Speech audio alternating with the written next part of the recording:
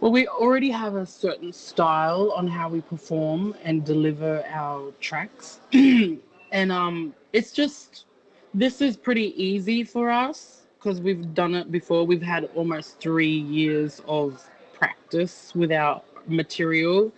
And the only challenge would be is the cameras. There's six cameras, and this is out of our comfort zone because we're used to performing so freely and not worrying about cameras and focusing on giving energy to these cameras and plus the audience, and then also engaging with one another. So yeah, the having six cameras is a bit of a challenge. And how are you learning to deal with that? Is it just a matter- Well, we did a pre-record. We recorded it. We have the was it? We have the. Did they send that to us yet? So we don't think have so. footage of what it looks like, and we just got to articulate it. We have another rehearsal, and yeah, I think it'll be easy once we feed off of the crowd and get into the zone. I reckon we'll deliver the song perfectly. So the your song title's "Happy 2000" or whatever. I was thinking, what is it? What is it? What is this? What does this mean? Is 2000? Is that like a year, like 2019, or what? What should I think about when I read Well, that song title? This song was not written for Eurovision. This song was written for our album that we are going to release this year, but we submitted two songs to Eurovision Australia, and they plucked 2000 and whatever out of the two songs that we provided. And the 2000 and whatever was just a celebration for every New Year's. So it was a New Year's kind of vibe. That's what it was for. You have Mariah Carey, how she's got All I Want for Christmas Is You. And we wanted to have that kind of trend in 2000 whatever. Yeah. So we could embrace the new millennials and the just baby all these beautiful young spirits into another new year. So happy 2000 and whatever. Yeah. And also it brings like the past and the future together into the present. So it doesn't matter what the calendar says the year is. What matters is that we're all here together and almost like forget about time a little bit.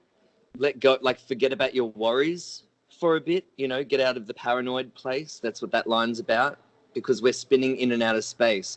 And I guarantee you the other living creatures, the other spirits that are in the cosmos, they don't care if our calendar says it's 2019 or 2002 or 2438, because we're all children of the universe. So it's almost like a bit of a, you know, like an up yours to the clock, and more of a, we're all in this together and there's room for everybody. Celebrate.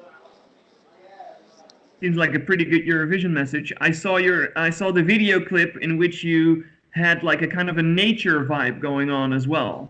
Is that because you said, you know, you were talking about the whole universe? Is this is nature very important to you, also in relation to your music?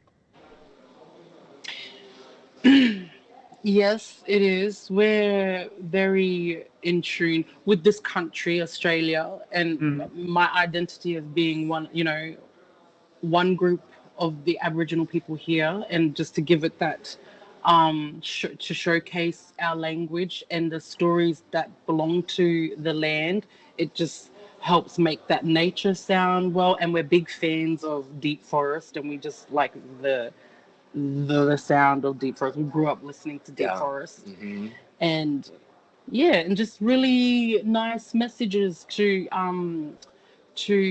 know yourself, know thyself, and to overcome these battles that you battle within yourself. Does that make sense? Yeah. Does that make sense? I think so. So you mentioned this your background, but I've also read that you don't want to be identified just as an indigenous group.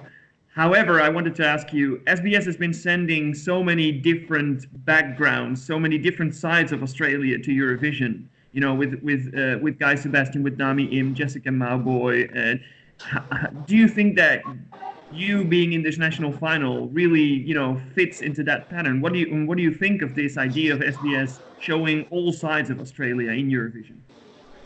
Well, for us, it'll be a great opportunity, but the top 10 all could have they all come from a lineage, and Australia is very multicultural, and, whoever gets to represent will be giving, Australia's what it's most famous for, having, being so multicultural.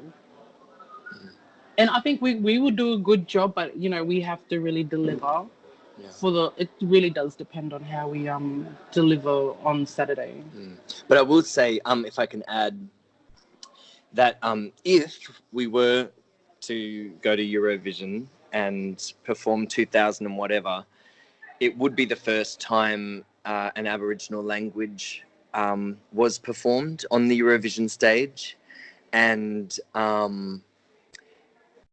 2019 is the UN International Year of Indigenous Languages, and it is important. It actually does matter. I mean, that's not why we should go, but if we were to go, it would match with what's happening around. Exactly, it would match with what the world wants to focus on at the moment, and the more that modern society and modern cultures can not just learn about, but actually take into their heart the view of and the understanding that First Nations peoples have, because it's a different relationship with the earth, and it's a different relationship with what it means to be alive.